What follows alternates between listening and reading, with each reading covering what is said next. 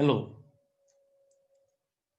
आज हम करने जा रहे हैं सिंकिंग फंड।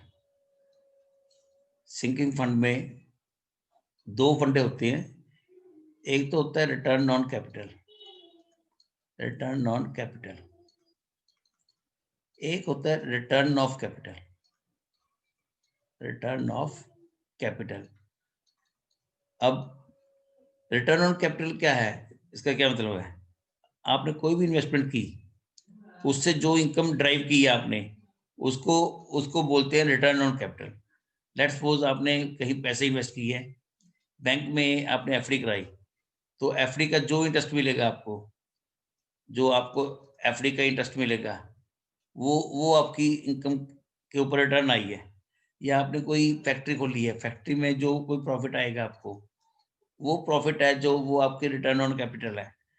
आपने कोई बिल्डिंग किराए पे दी है, तो जो किराए की बिल्डिंग है, उसके ऊपर जो रेंट मिल रहा है आपको, वो आपका रिटर्न ऑन कैपिटल है। ये तो होता है रिटर्न ऑन कैपिटल। ये इसको इसको हम रिम्यूनरेशन रेट भी कहते हैं। रिम्यूनरेशन रेट, ये रिम्यूनरेशन रेट जो होता है नॉर्मल कोर्स में, ये 7 से लेकर 9% पर एनम होता है।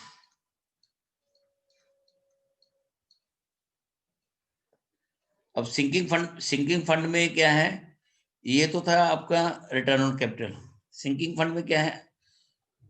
इसमें आपको इस रिटर्न ऑन कैपिटल में तो आपको इंटरेस्ट मिला, प्रॉफिट मिला, रेंट मिला, जो भी आपने पैसे इन्वेस्ट किए।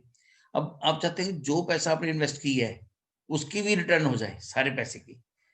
मान लो आपने कोई मशीनरी खरीदी, मशीनरी परचेज की, मशीनरी परचेज करने के बाद उस मशीनरी की वैल्यू लाख रुपए है, 10 साल की उसकी वैल्यू है, लाइफ है। 10 साल बाद आप चाहते हैं कि लाख रुपए मेरे को रिट्रीव हो जाए, उसके लिए कोई फंड क्रिएट करना है आपने। एक ऐसा फंड जिससे आपको एनुअल आप सेव करते जाएं, और after the end of the tenure आपको उतनी अमाउंट मिल जाए, उसको हम बोलते हैं सिंकिंग फंड। सिंकिंग फंड जो होता है, ये आपका, जैसे गवर्नमेंट है, गवर्नमेंट गवर्नमेंट बॉन्ड्स इशू कर रही है। मान लो गवर्नमेंट ने 2000 करोड़ के बॉन्ड्स इशू किए हैं, उसकी लाइफ है 10 साल की।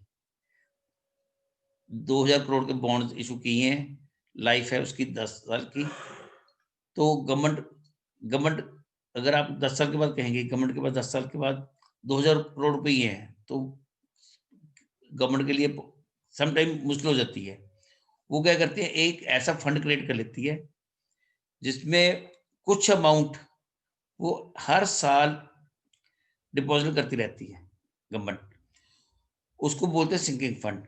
10 साल उसने ऐसा फंड क्रिएट करके पैसे इकट्ठे कर लिए, जो पैसा इकट्ठा किया उसका टोटल वैल्यू बन जाती है 2000।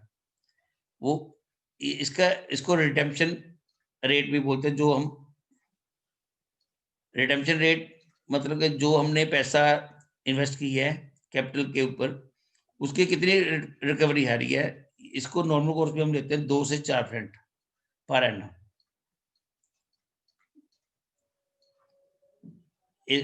अब मान लो, लेट्स सपोज, नई नई एग्जांपल, आपने मशीनरी ले ली,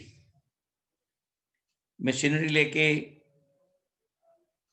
लाख रुपए की मशीनरी ली है। 10 साल के बाद आप चाहते हैं कि उसी मशीनरी को दोबारा से इंस्टॉल करना है।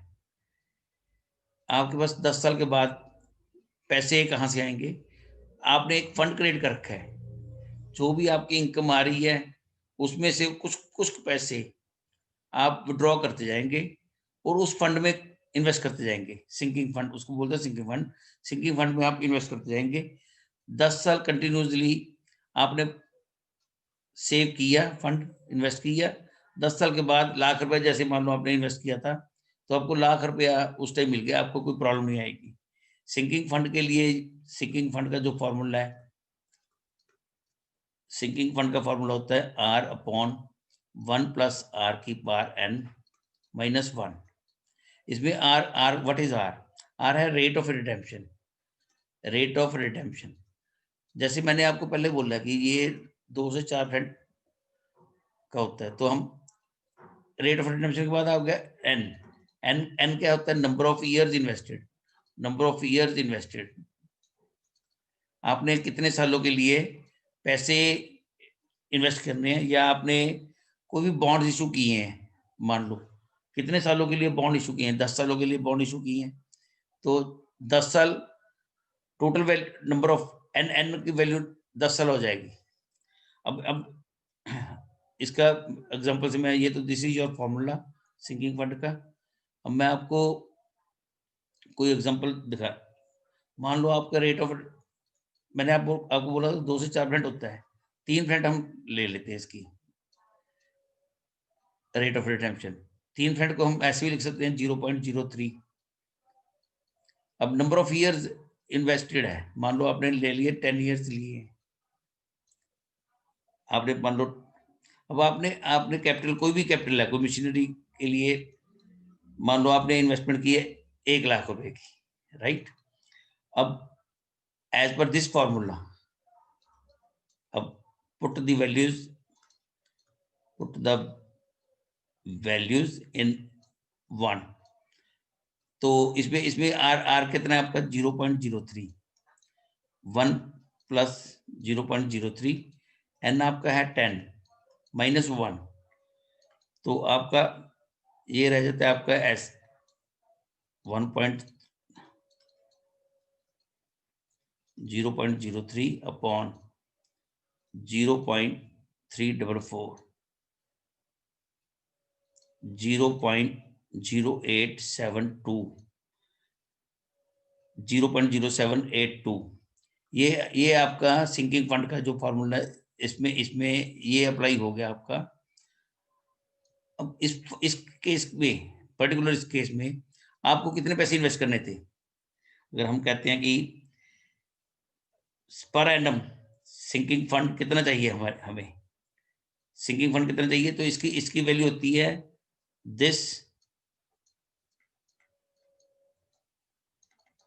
Into capital invested. अब आपने कैपिटल इन्वेस्ट कर दिया 1 लाख रुपया, 1 लाख को मल्टीप्लाई करेंगे हम सिंकिंग फंड के साथ, तो ये आपका आ जाएगा 8720 रुपीज पर एनम।